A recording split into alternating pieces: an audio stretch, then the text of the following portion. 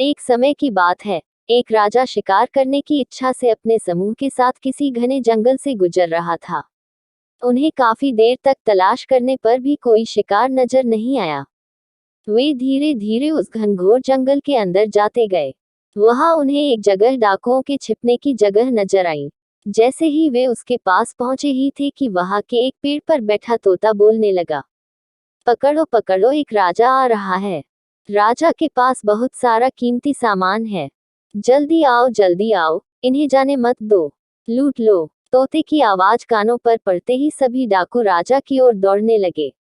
डाकुओं को अपनी तरफ तेजी से आते देखकर राजा और उसके सैनिक भी अपनी जान बचाकर कर भागे।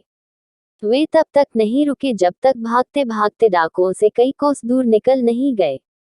सामने एक बड़ा सा पेड़ देखकर सब वहां रुके। कुछ देर आराम का सोचकर उस पेड़ के नीचे पहुंचे। जैसे ही पेड़ के पास पहुंचे कि उस पेड़ पर बैठा एक दूसरा तोता बोल पड़ा, पधारिए राजन, हमारे साधु महात्मा की कुटिया में आपका स्वागत करता हूँ।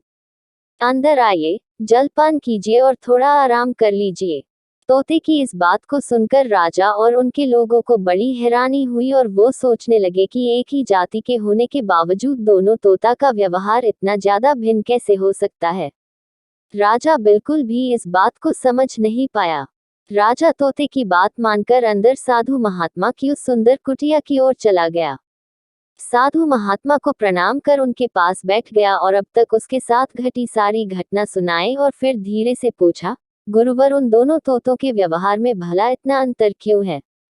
साधु बाबा ने राजा की सारी बातें सुनी और बोले, राजन, ये सिर्फ संगति का असर है, बस और कुछ भी नहीं। डाकुओं के साथ रहते रहते पहला तोता भी उन्हीं की तरह हो गया और उन्हीं को भाषा बोलने लगा है।